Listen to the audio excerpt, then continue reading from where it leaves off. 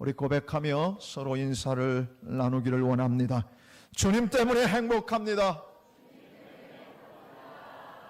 당신 때문에도 행복합니다.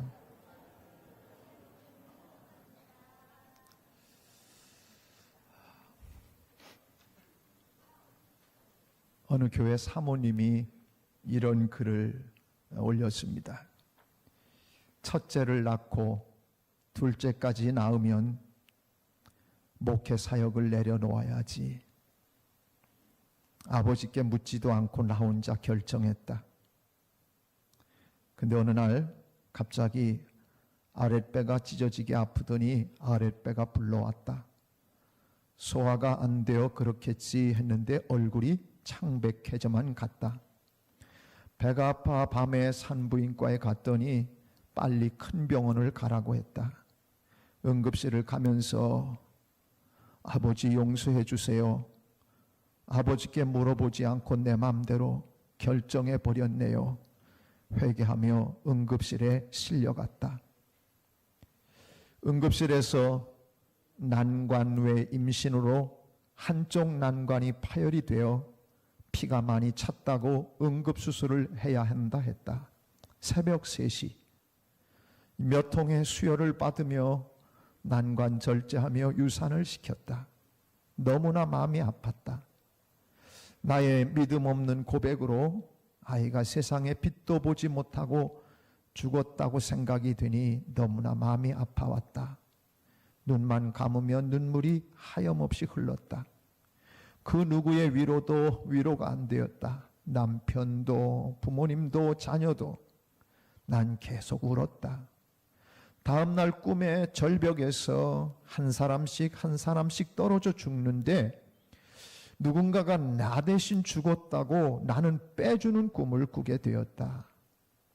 다음날 또 꿈을 꿨는데 또 내가 죽을 차례인데 또 누군가가 죽었다고 했다. 도대체 누구지? 라고 했는데 누군가가 나 대신 죽은 사람 지금 간다고 해서 얼른 달려가 보았다. 관이 가는데 관 위에 밝은 십자가 빛이 비추는 것이었다. 순간 잠에서 깨어 하염없이 울었다. 나 대신하여 죽으신 분이 바로 예수님이셨군요. 주님 죄송해요. 주님 감사해요. 엉엉 울었다. 나 때문에 주님이 돌아가시고 나의 모든 이 죄책감, 주님 그래서 죄 때문에 돌아가셨다는 것을 알고 그 순간 너무나 신기하게 슬픔의 눈물을 우리 주님께서 감사의 눈물로 바꾸어 주셨다. 슬픔은 한 점도 없이 싹 거두어 가셨다. 벌써 이런 일이 있은 지 10년이 다 되어 가는데도 난 기억하고 있다. 사역하며 힘들 때마다 그때 위로해 주신 주님을 생각해 본다. 사역하며 때론 다 포기하고 싶을 때도 있지만 날 위해 생명 주신 주님 끝까지 십자가 지고 가게 하소서. 주님 사랑합니다.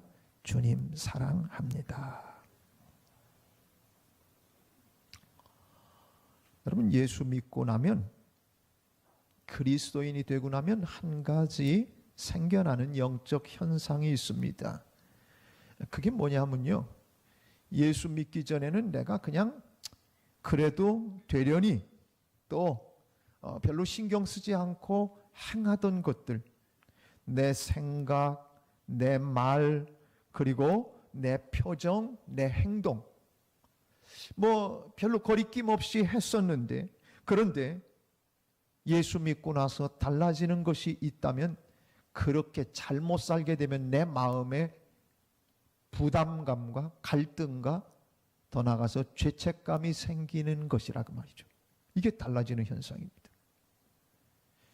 왜 그러냐면 우리가 예수님을 알게 되고 성경 말씀을 배우고 그 진리를 알게 되고 또 내 안에 예수 그리스도의 영, 성령께서 거룩한 영이 내 안에 들어오셔서 나로 하여금 내가 바로 살지 못할 때는 안타까워하고 탄식하고, 그리고 내가 잘못하면 체크해 주시고, 그래서 자꾸 그런 점검을 받기 때문에 예수 믿게 되어지면, 그러면 죄에 대해서 민감해지는 현상들이 발생하게 된다는 겁니다.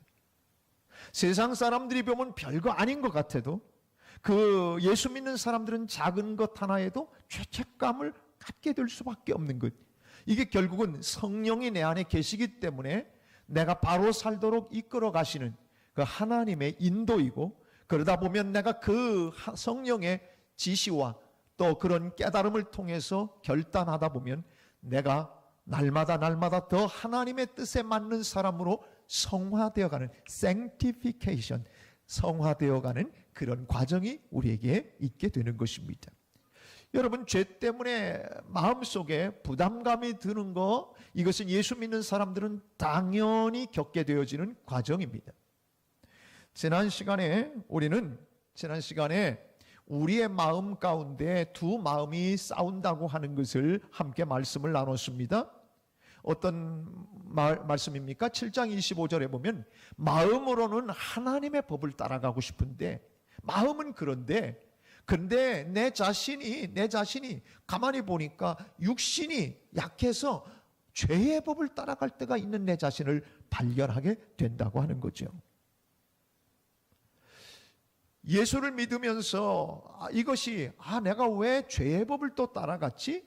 마음으로 하나님을 섬기고 싶었는데, 하나님의 뜻대로 가고 싶었는데 그렇게 가지 못한 것이 자꾸 안타까워지는 것, 이게 우리의 성화의 과정 속에 필연적으로 따라가는 것이라 그 말이죠. 여러분, 사도 바울은 예수 그리스도를 만나고 나서 처음에 고린도 교회에 쓴 편지가 고린도전서입니다. 고린도전서를 쓸 때 고린도전서 15장 9절을 볼 것 같으면 그는 이런 고백을 했습니다. 뭐냐면, 나는 사도 중에 가장 작은 자라. 사도들 가운데 자기가 들어가서 사역을 하다 보니까 다른 사도들처럼 예수님 따라다닌 것도 아니고, 자기가 어느 날 예수님 만나서 사도의 반열에 들어가고 나니까 다른 사도들하고 비교해 보니까 자기가 너무 가장 작다라고 하는 생각을 하게 된 거예요. 그리고 옛날에 하나님의 교회를 많이 핍박했던 사람이니까 사도라 칭함받기를 감당하지 못할 자 아니라 사도 중에 작은 자, 가장 작은 자라는 생각을 했어요. 그런데요, 예수님 만나고 나서 사역을 오래 하면서 그의 인생의 중후반기에 들어선 기록들이 에베소서의 기록입니다. 에베소서 3장 8절에서는 뭐라고 고백하고 있냐면, 나는 모든 성도 중에 지극히 작은 자보다 더 작은 자다. 사도로서, 바울 사도로서 복음을 전하며 오랜 동안 사역을 했으면 더 멋있어졌을 테고, 더 하나님을 위해서 쓰임 받았다면 더 괜찮은 사람이 돼 있을 텐데, 그런데 에베소서의 말씀에서는 모든 성도들 중에 지극히 작은 자보다 더 작은 나라고 고백하는 것. 그가 순교를 앞두고 마지막 디모데를 향해서 쓴 편지가 있습니다. 디모데서 1장 15절에서는 그 다음엔 그는 이렇게 얘기합니다. 예수님 만나고 한 20여 년 세월이 지난 다음에 고백하는 거예요. 오랜 연조, 신앙의 연조가 있었는데 그는 이렇게 고백합니다. 죄인 중에 내가 괴순이라. 왜 예수 믿으면서 날이 가면 날이 갈수록 더 성자가 됐다고 고백하는 것이 아니고, 왜 자꾸 자기가 더 작아지고 겸손해지고 더 나약한 자기 자신을 발견하게 되느냐? 사랑하는 여러분, 철부지였을 때는 무엇이 옳고 그른지를 몰랐어요. 근데 성령 하나님 내 속에 계셔서 무엇이 잘못된 것인지를 체크해 주실 뿐만 아니라, 예배드리며 하나님의 말씀을 듣고 그리고 하나님의 말씀을 가까이 하면서 진리를 알다 보니까 내가 얼마나 부족한 죄인인지 자꾸 깨닫게 되더라는 거예요.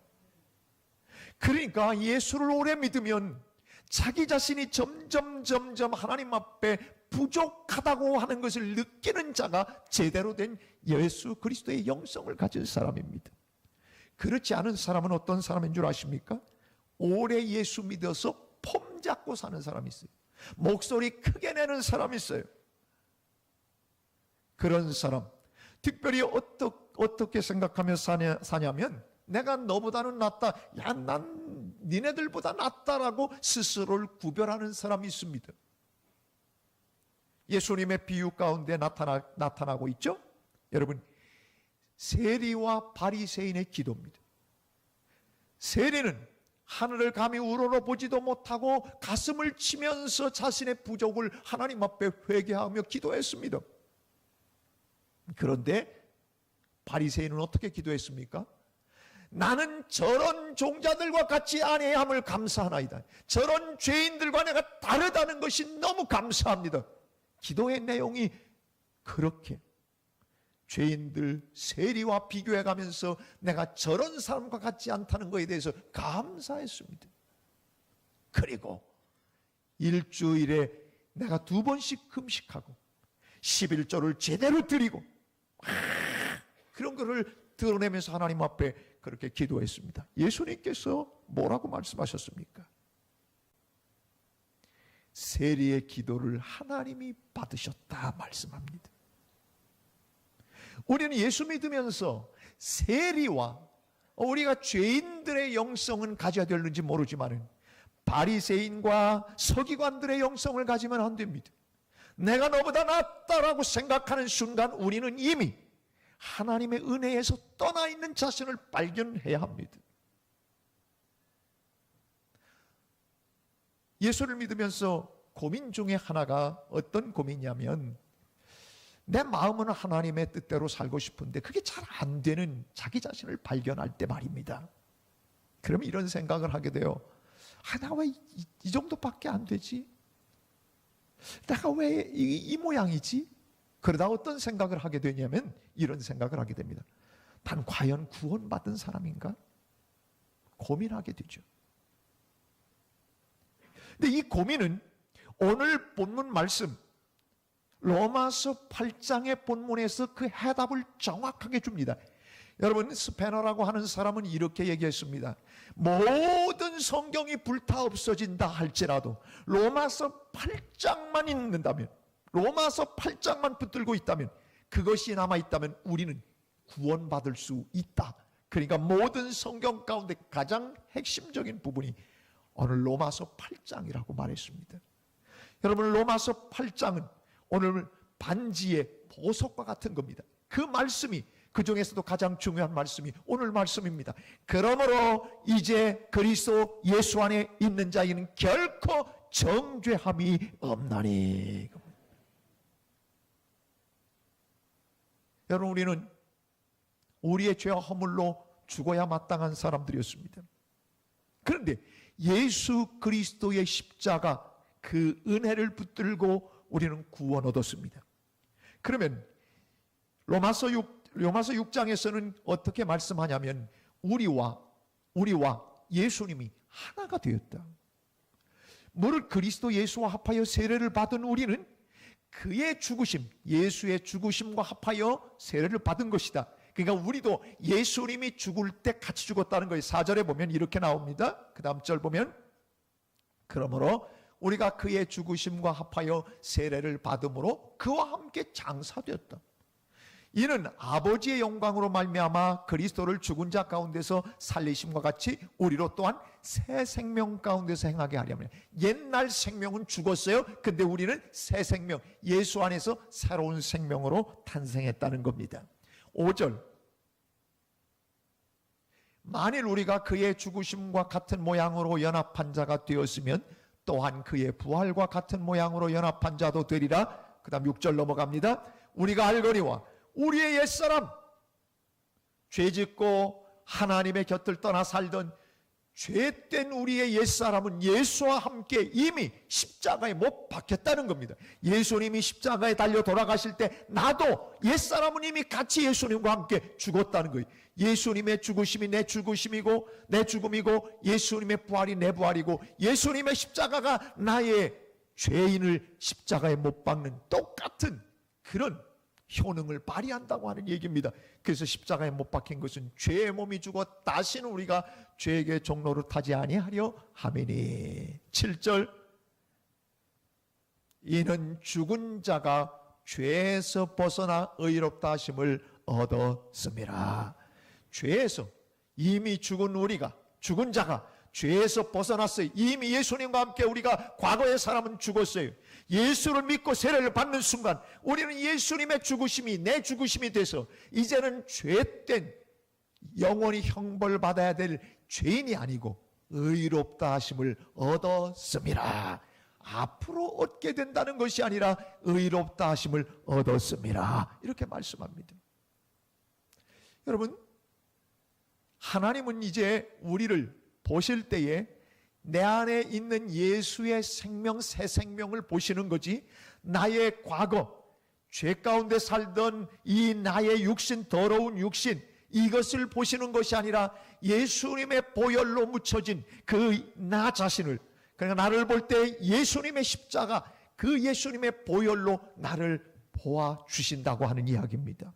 골로새서 2장에서는 이것을 더 분명하게 말해줍니다. 골로새서 2장 13절은 또 범죄와 육체의 무할례로 죽었던 너희를 하나님이 그와 함께 살리시고, 우린 이미 죽었어요. 그런데 하나님께서 예수님 사실 때 우리를 같이 살려주셨고 우리의 모든 죄를 사하시고 다음 말씀 봅니다. 우리를 거스르고 불리하게 하는 법조문, 이게 이런 것들이 죄라고 하는, 여러분 이스라엘 백성들은 이 법조문들을 600여 가지로 쫙 분류를 해서 이게 다 죄라고 다 지적하는 법조문을 가지고 있었어요. 우리를 불리하게 죄인이라고 하는 그 법조문으로 쓴 증서를 다 지우시고 제하여 버리셨다는 거예요. 여러분, 지우고 제하여 버렸다. 이건 굉장히 귀한 얘기입니다.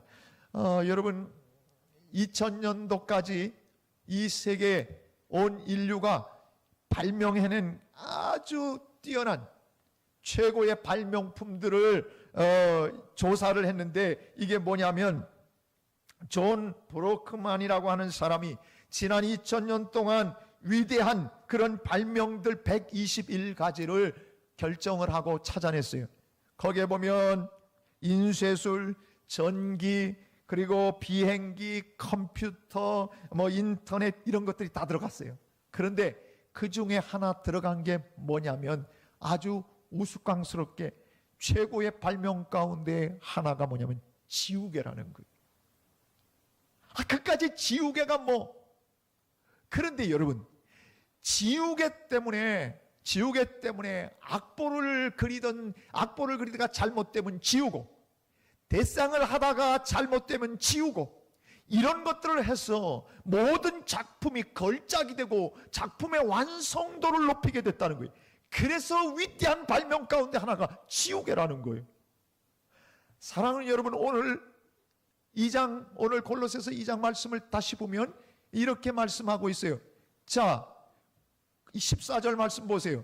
또 범죄와 또 우리를 거스르고 불리하게 하는 법조문으로 쓴 증서를 다 죄 지었다고 다 증명하는 것들을 다 지워버렸다는 거예요. 지워버렸다. 용서의 지우개로 다 지우시고 제하여 버리사 십자가에 못 박았다는 거예요. 그리고 15절에서 보면 이렇게 말합니다. 통치자들과 권세들을 무력하여 드러내어 구경거리로 삼으시고 십자가로 그들을 이기셨느니라. 모든 죄악의 권세, 모든 사망의 권세, 모든 악한 것들의 그 권세들을 다 십자가로 이기셨다는 거예요. 그러니까 사랑하는 여러분, 십자가를 의지하고 주님의 보혈을 믿고 나아가는 우리는 우리의 죄, 우리의 허물, 이 모든 부족한 것들 다 지우개로, 용서의 지우개로 우리 주님이 다 지우개로 지워주신 줄로 믿습니다. 이게 이 얘기예요.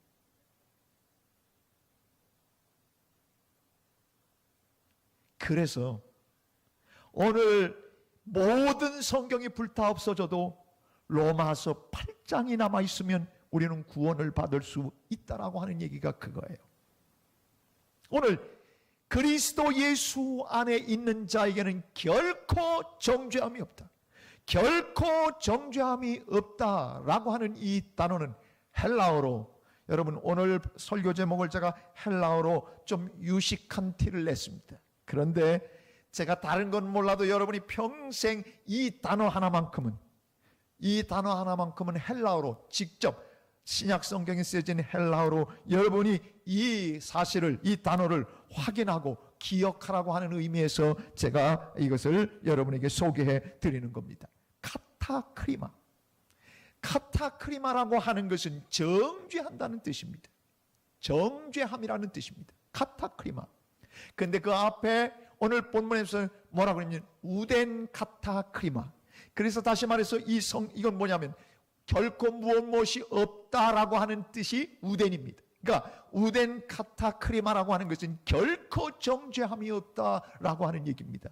이 정죄함이라고 하는 것은 영어 성경에서는 그래서 no condemnation이라고 하는 단어를 씁니다. 이 condemnation, condemn이라고 하는 단어는 비난하다, 고소하다, 또는 더 나아가서 유죄 판결하다, 그런 뜻입니다. 근데 오늘 주님께서는 우리에게 뭐라고 말씀하시냐면, 너에게는 다시는 이 심판, 이 condemnation의 원어 그 자체를 뚫고 보면 라틴어에서 나왔는데 이 damn, D-A-M-N, 영어에서 아주 나쁘게 쓸 때 쓰는 이 damn이라고 하는 단어가 바로 여기 condemn, 여기 중간에 그게 원래 들어온 겁니다. 철자는 달라졌지만은 그 의미예요. 그러니까 아주 멸망한다, 아주 파멸시킨다는 그런 심판, 지옥으로 떨어져라, 뭐 그런 의미, 그런 것들에서부터 오늘 우리가 다시는 그런 심판, 그런 우리에게 선언이 없다고 하는 그런 의미에서 오늘 본문을 쓰고 있는 겁니다.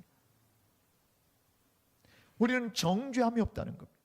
이것은 예수 믿는 사람들이 모두가, 다른 사람들은 이걸 누릴 수 없어요. 그리스도 예수 안에 있는 자에게는 결코 정죄함이 없나니, 예수 안에 있는 자, 예수님을 믿고 그 안에 들어와 있는 자는 결코 정죄함이 없다는 겁니다. 다시는 심판, 다시는 저주 아래 놓이지 않는다는 거예요. 왜? 하나님 능력의 하나님이 예수 그리스도의 그 구속의, 구원의 그 보혈 아래 우리를 두셨기 때문에 어떤 세력도 예수님 아래 있는 우리를 빼앗아가거나 밖으로 우리를 끌어갈 자가 없다고 하는 것입니다.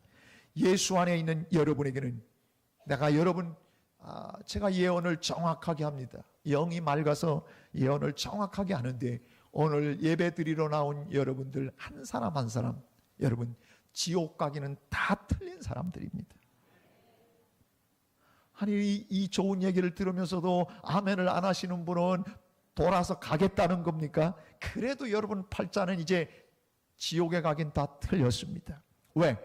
정죄 심판은 바로 지옥, 완전한 멸망을 얘기하기 때문에. 그런데 오늘 성경에서 no condemnation, 안 된다는 거예요. 결코 정죄함이 없다는 거예요. 우덴, 바로 카타크리마라고 하는 단어는 다시는 정죄함이 너에게 없겠다. 보세요, 우리가 자녀를 낳습니다. 자녀를 낳으면, 우리의 자녀가 되고 나면 자녀가 부족해도 내 아들 딸입니다. 죽었다 깨나도 역시 내 아들 딸입니다. 공부를 못해도, 그리고 세상에 나아가서 잘못 살았다 할지라도 절대 내 아들과 딸의 관계는 변하지 않습니다. 마치 그런 겁니다. 하나님이 예수 그리스도를 통해서 우리를 주의 자녀로 삼아주셨습니다. 당신의 자녀로 삼아주셨습니다. 아들과 딸을 삼은 다음에는 영원한 심판으로는 절대 끌어가지 않으신다는 것입니다. 이게 바로 오늘 성경에 우리에게 주신 약속의 말씀입니다. 와우! 이때 나와야 되는 거예요. 와우! 여러분 얼마나 감사합니까? 제가 여러분 선포를 하면 여러분이 와우 한번 해보세요. 하정환 목사님이 우리에게 남긴 이 멋진 그 단어 표현들을 한번 써야 되지 않겠습니까? 결코 정죄함이 없나니. 와우! 좀 더 멋있게 좀. 와우! 이게 뭡니까? 다시 제가 합니다. 결코 정죄함이 없노라. 와우! 와우! 그런데도 마귀는 우리의 잘못들을 들춰냅니다. 여러분, 이게 영적인 싸움에서 우리에게 종종 다가오는 마귀의 괴계입니다. 마귀라고 하는 것은 사탄이라고도 하고 성경에 보면 마귀라고도 합니다. 사탄이나 마귀나 그게 그겁니다. 그런데 이 악한 영들의 우두머리를 사탄이라고 하고 마귀라고 하는데, 헬라어로 디아볼로스, 이 마귀라고 하는 단어는 어떤 의미를 가지고 있냐면 이 마귀는 참소하는 자, 일러 바치는 자, 고소하는 자, 그런 뜻입니다. 어큐저라고 하는 어큐즈. 그래서 항상 마귀는 우리의 모든 죄를 어큐즈하는 사람입니다. 계속해서 일러 바치고 고소하는 사람입니다. 고소하는 존재입니다. 이걸 가리켜 마귀라고 하는 겁니다.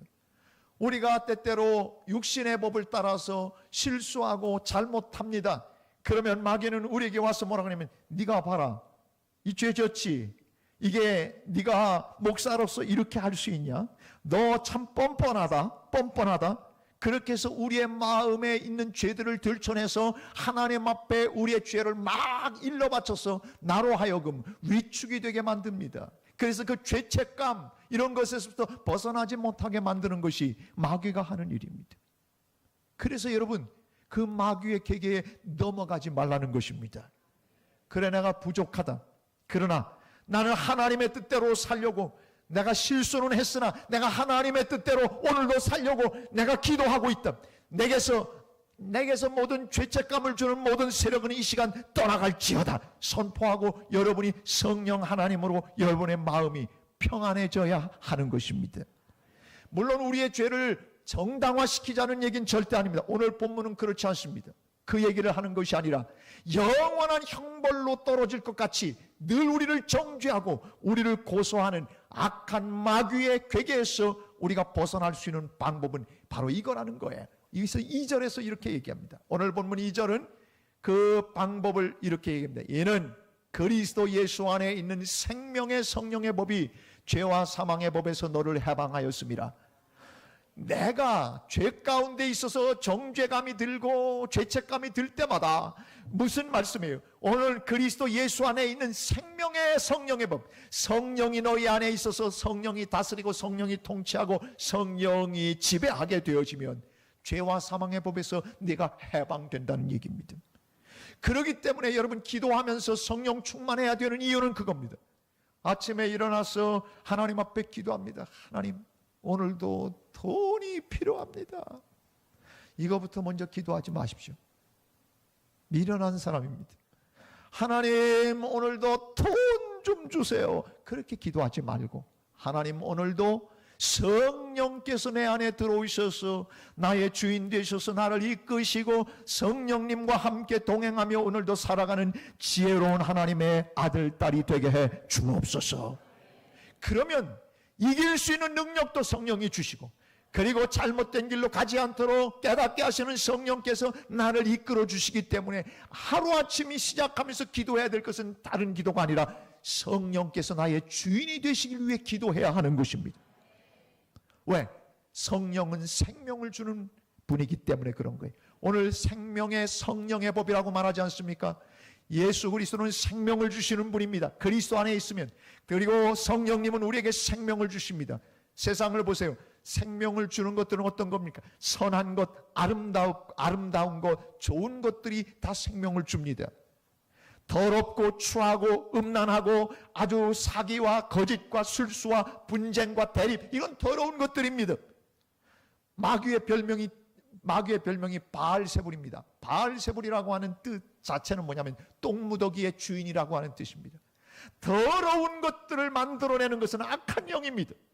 그러나 우리 그리스도의 사람들은 언제나 내 안에서 성령님을 모시고 살아 내 안에서 깨끗하고, 다시 말해서 사랑을 만들고 희락을 만들고 기쁨을 만들고 화평과 오래 참고 자비와 양선과 충성과 온유와 절제, 이런 것들을 만들어가는 성령님이 내 안에 계시면 우리는 매일매일 승리할 수 있는 것입니다. 그래서 성령 충만하기 위해 기도해야 합니다. 나는 기도하지 않고 사는 교인들을 굉장히 위대한 사람들이라고 생각합니다. 나는 금요 기도에도 안 나오는 사람들을 보면 무척 존경스럽습니다. 새벽기도 안 나오는 분들은 어떻게 살까? 참 대단하신 분들입니다. 제가 삼가 존경의 말씀을 드립니다.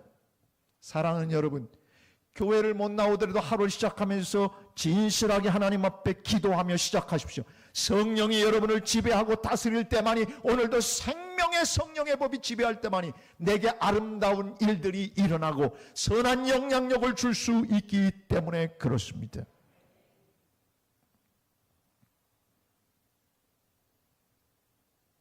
박효진 장로님, 교도소에서 선교를 했던 박효진 장로님의 간증 가운데 유두영이라고 하는 사람의 이야기를 간증에 올려놓은 것을 보게 됐습니다.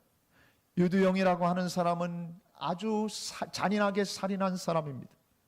이 박효진 장로님이 그를 상담하려고 만났는데 냉소적인 웃음을 갖고 이미 그는 삐뚤어져서 정말 구제불능의 사람으로 보였습니다. 상담을 하는데 받아들이지도 않습니다. 그 이후에 다시 상담을 하면서 너무너무 이 유두영이라고 하는 사람 폐인된 그 모습이 불쌍한 거예요. 그래서 박효진 장로님이 이 유두영의 얼굴을 끌어안고 막 울면서 하나님 앞에 기도했답니다. 그런데 그날 놀라운 역사가 일어났습니다. 그 기도를 받은 유두영이 눈에 살기가 사라지면서 이 박효진 장로님 따르기 시작하면서 예수 그리스도를 영접하게 되는 놀라운 일이 벌어졌습니다. 예수 그리스도를 영접하고 나서 이 사람이 달라졌는데 얼마나 놀랍게 달라졌는지 사람들을 만나면 뭐라고 그랬냐면 이렇게 묻습니다. 죽을 준비 됐어? 전도하는 게 그거예요. 죽을 준비 됐어? 예수 안에서 새로운 삶을 살게 되면서 그는 8년이라고 하는 세월을 감옥에서 그렇게 지내다가 사형을 이제 받게 되어집니다. 사형을 집행하는 날 그가 직감적으로 알고 그리고 사형 집행장을 향해서 이제 교도관들에게 끌려서 가고 있었습니다. 끌려가는 것도 아닌데 같이 이렇게 가는데 이 유두영이라고 하는 사람이 할렐루야 할렐루야 할렐루야 자꾸 그러더라는 거예요. 그래서 이 박효진 장로님이 옆에서 보니까 이 사람도 굉장히 두려워하는구나. 그렇게 대단한 척 하더니 이 죽음이라고 하는 건 눈앞에 두고서 너무너무 떨고 있구나. 그렇게 생각을 했더라는 거예요. 여러분, 사형장으로 끌려가는 사람들은 뭐 안 끌려가려고 엄마도 찾고 가장 주저앉기도 하고 어떤 때는 신발도 흘리고 가가지고 다시 저거 신으로 가야 된다고 하고 그 순간을 길게 연장해 보려고 그런다는 거예요. 그런데 유두영이가 할렐루야 할렐루야 하면서 갔다는 거예요. 그리고 이제 검사와 그리고 소장이 오늘 유두영이를 이제 사형을 이제 시킨다고 하는 것을 그래서 그가 선포를 하게 됐습니다. 선포를 했는데 그 선포하는 그날 여러분 그 순간에 어떻게 됐냐면 법무부 장관의 명령에 따라 오늘 유두영 씨의 사형을 집행합니다. 그랬더니 유두영이가 옆에 있다가 아멘 그러더라는 거예요. 큰 소리로. 아니 사형을 집행한다는데 아멘 하고 큰 소리로 하는 걸 보면서 깜짝 놀랐다는 거예요. 그리고는 떨리는 목소리로 형을 집행하는 그런 선고를 했더니 유두영이 아멘하고 나서 그리고 나서 생년월일 인정신문을 다 하고 그리고 이제 모든 것을 인정하는 그 신문이 마지막 있었습니다. 그런데 거기에 요약한 죄목들을 쭉 열거하고 있는 거예요. 그러니까 유두영이가 갑자기 손을 번쩍 들었습니다. 소장님 부탁이 있습니다. 사람들이 쳐다봤다는 거예요. 소장님 지금 읽으시는 그 죄 다 제가 지었습니다. 그리고 그 죄는 제가 하나님을 믿기 전에 지은 죄입니다. 제가 하나님을 조금만 더 일찍 알았더라면 제가 이렇게 형장에 있을로 사라지지도 않을 터이고 내가 그런 죄를 짓지 않았을 텐데 내가 이제 예수를 믿고 나서 8년이라는 세월이 지났습니다. 나의 죄를 다 용서하시고 기억도 하지 않으신다고 했습니다. 소장님, 부탁입니다. 내가 지었던 그 죄를 깨끗한 마음을 갖고 하나님을 지금 뵈러 갈 터이니 내가 지었던 그 죄를 열거하지 말아주시기를 부탁합니다. 그래서 소장님도 숙연해지고 눈물을 흘렸다고 합니다.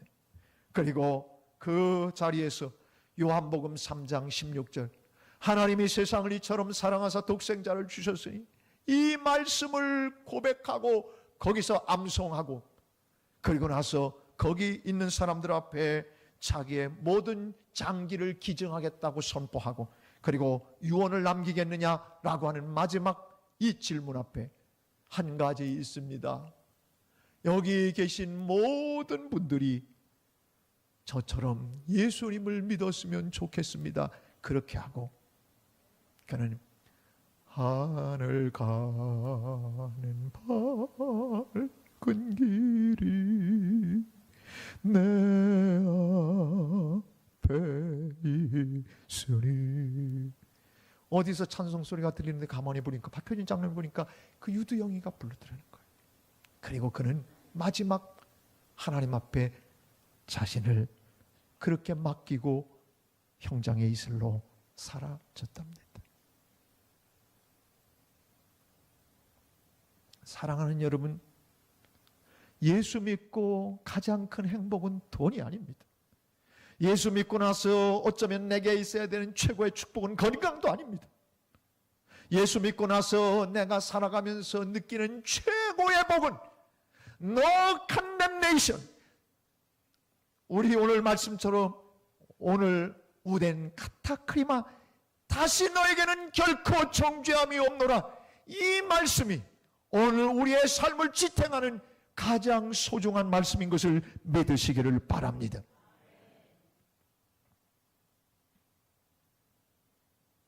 적어도 정죄를 받지 않는 사람들은, 예수 안에 있는 사람들은 그래서 자신도 남을 정죄하지 않습니다.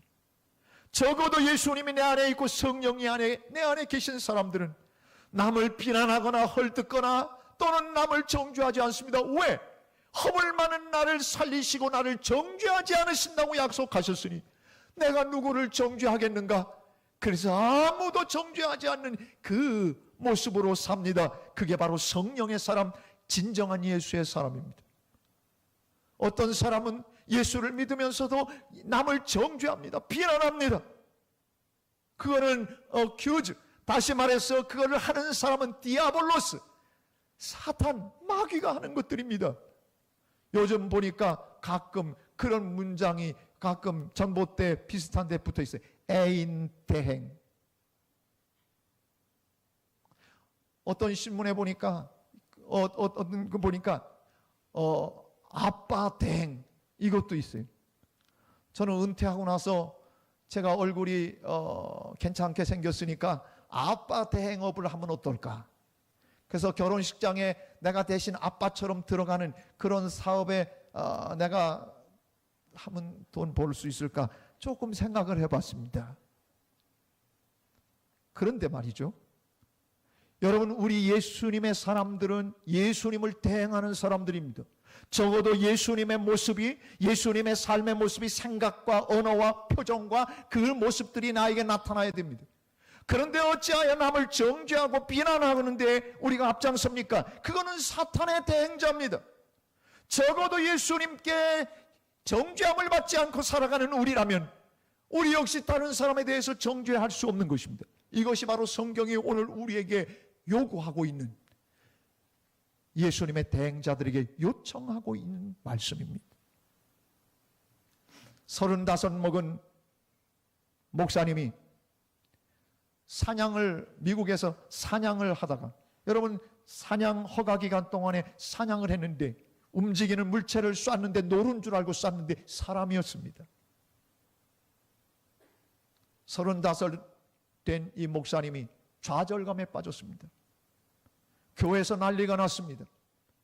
사람을 죽인 목사가 어떻게 목회를 하느냐, 본인도 받아야 될 벌이 있고 이런 것에 대해서 너무너무 기가 막혀 절망감에 빠졌는데, 언론도 그렇고 교회에서도 분위기가 살인을 한 목사님이 목회를 그만두는 것이 맞다, 교회를 사임하게 해야 된다, 여론이 비등했습니다. 근데 어느 중직자 한 분이 이렇게 일어나서 발언을 했답니다. 여러분, 우리가 모시고 있던 이 목사님이 일부러 사람을 쏜 것은 아닌데 실수로 사람을 죽였습니다. 목사님도 얼마나 괴롭겠습니까? 근데 지금 목사님을 이 자리에서 우리가 다른 데로 가시라고 사직을 시킨다면 목사님의 일생은 이젠 다시는 회복할 수 없는 목회의 길에 들어설 수도 없고, 누가 살인한 목사를 누가 받겠습니까? 우리가 이 목사님을 용서하고 이 목사님이 우리 교회에 사역하도록 해야 되는 것 아니겠습니까? 이게 주님의 마음 아니겠습니까? 이 이야기를 듣고 교인들의 반응이 달라지기 시작했습니다. 정죄하는 사탄의 대행자가 아니라 정죄함이 없다고 이야기하는 예수님의 대행자인 우리가 그렇게 해야지. 그래서 분위기들이 달라져서 목사님이 그 교회에서 그냥 사역하도록 임원회에서 결정이 됐습니다. 목사님은 그게 너무 감사해서 강단에 설 때마다 목회의 모든 초점을 어디에 맞췄냐면 용서에 두기 시작했습니다. 주일날마다 그가 설교할 때 하나님의 사랑과 용서를 말하지 않을 수가 없었습니다. 그냥 사랑과 용서를 그렇게 쏟아내고 말씀을 전하면 교인들이 다 울음바다가 됐습니다.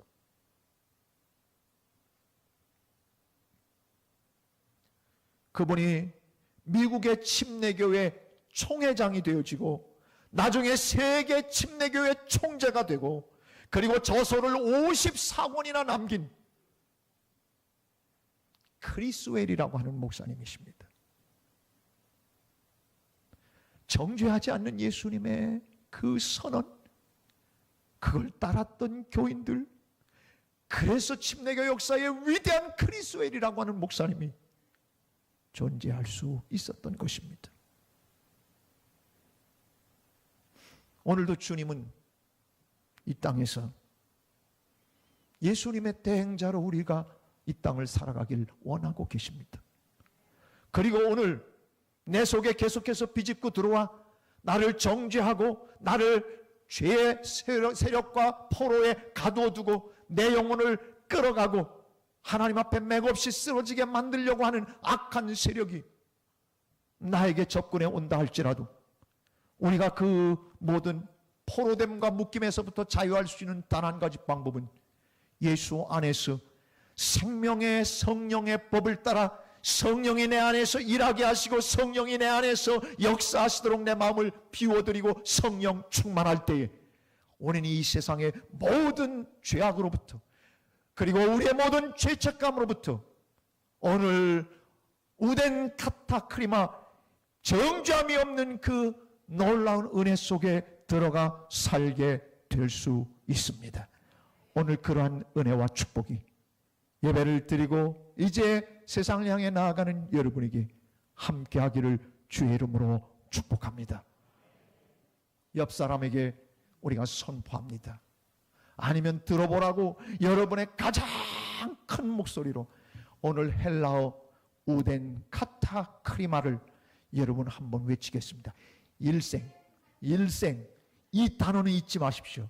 여러분 죽을 때까지 여러분의 허물과 죄로부터 벗어날 수 없다 할지라도 이 우덴 카타크리마를 기억하면 우리 주님이 여러분을 보장하시고, 그래서 여러분 심판이 나에겐 없네 주의 피 내 죄 가리네 예수님 나를 위해 돌아가셨으니 심판이 나에겐 없네. 이 복음의 우산 아래, 보혈의 우산 아래 여러분들이 하나님이 주시는 평안과 자유함을 누리며 살아갈 수 있는 놀라운 능력의 종들이 될 줄로 믿습니다. 한번 선포합니다. 우덴 카타크리마. 너무 소리가 작습니다. 한 번 더 크게 합니다. 시작. 우덴 카타크리마. 내가 번역해 드립니다. 너에게는 결코 정죄함이 없노라. 아멘. 와우, 와우. 하나님이 주시는 이 은혜가 여러분 모두의 것이 되기를 주님의 이름으로 축복합니다. 우리 함께 찬양하십시다.